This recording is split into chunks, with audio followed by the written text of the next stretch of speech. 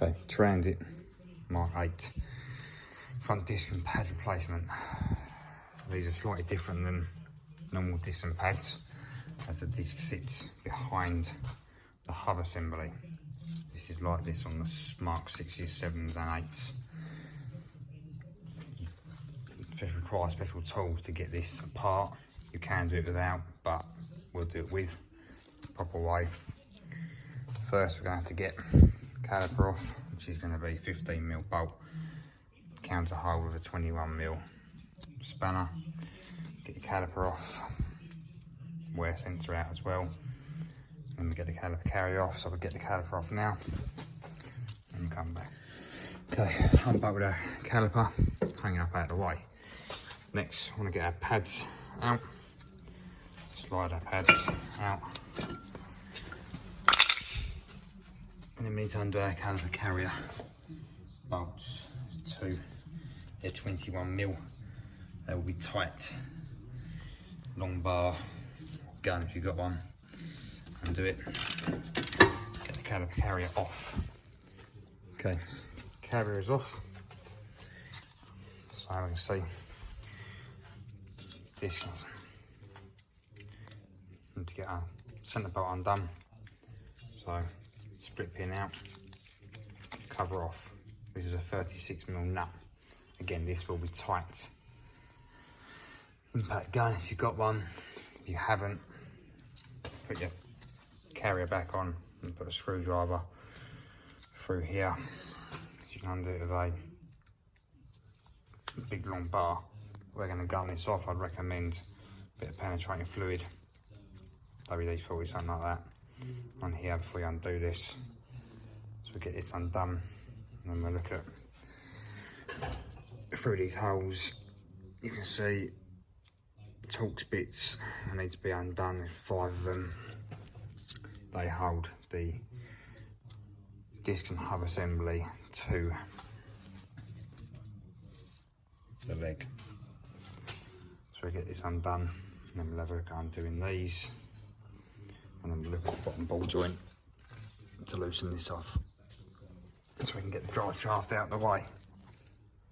Okay, we loosened off our centre nut, the drive shaft taken out, our nut, our washer. You might need to get a magnet in there to get the washer out. Give it a tap, a bit of penetrating fluid until it moves back and stops. After that, I need to look at these in here. If you look through these holes, there are T50 Torx bits. Need a long bit through the hole. I'd recommend putting the bit in and tapping it with a hammer first. They're not particularly tight. If you round these off, you will have problems.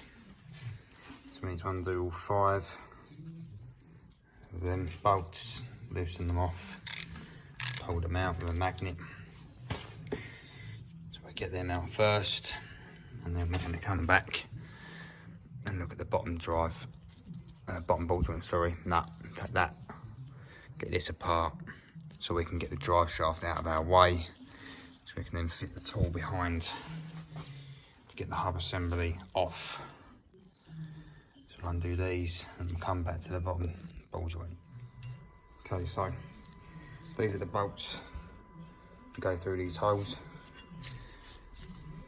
and undo all the 5 of them. So they're out. Now let's turn the wheel. This is a 24mm nut. Undo the nut. You need to separate the ball joint. The easiest way of doing that is to turn the wheel so that you can hit here, shock this free. Once you've hit this a few times, you should be able to free the ball joint, and you can get a bar, pull this down, get this ball joint out, and then we can pull the drive shaft out, which gives us access to the back, which is where we need to be to fit our tool.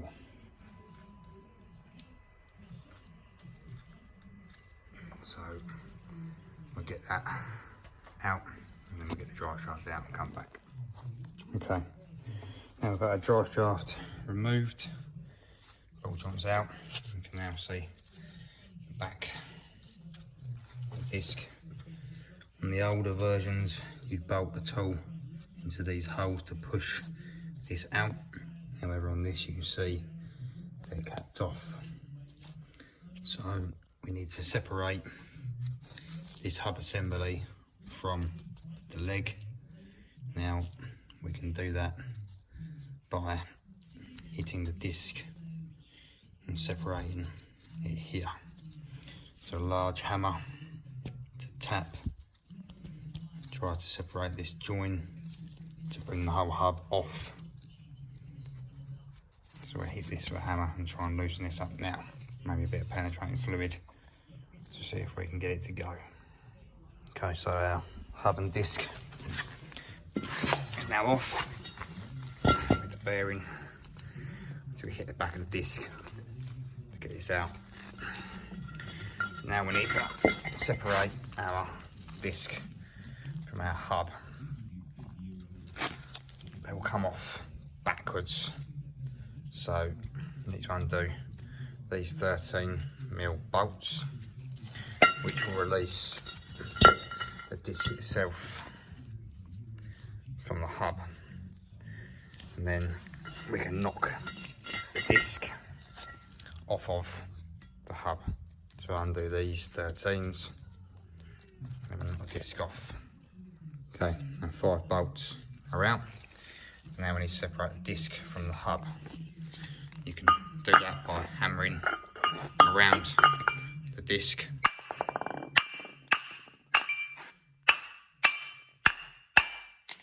you can see, the disc will then separate from the bearing. Once you've got it to this stage, you can twist so the disc will come up past the bearing assembly. Might be a bit tight because of the brake disc build, or the brake dust build up. Give it a tap and take it off. Okay, so as you can see, the flower pattern will come past these on the bearing. Now we can clean up all this assembly where the new disc is going to touch. We'll clean it all up, get our new disc fitted. Okay, so we cleaned up our faces, got our new disc. As you can see, just twist and squats down past the bearing, and you can twist it into position to line the bolt holes up. And now we can re-bolt this from the front of the 13s. Okay, bolt our disc back to our hub. So now we need to bolt the whole hub assembly back to the knuckle. So we're going to T50s through the holes, line them up so they'll bolt all the way through. Tighten these up, and we can start getting our drive shaft and ball joint back in. Okay, so we've got our drive shaft back through, bottom ball joint back in. This will need to be tightened to 500 Newton meters. However, you won't be able to do it.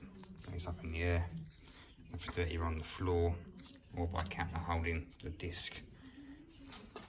So we'll do that later.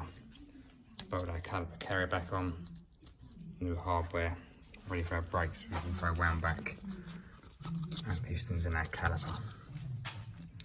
So we'll now get our brake pads back in, get our caliper refitted.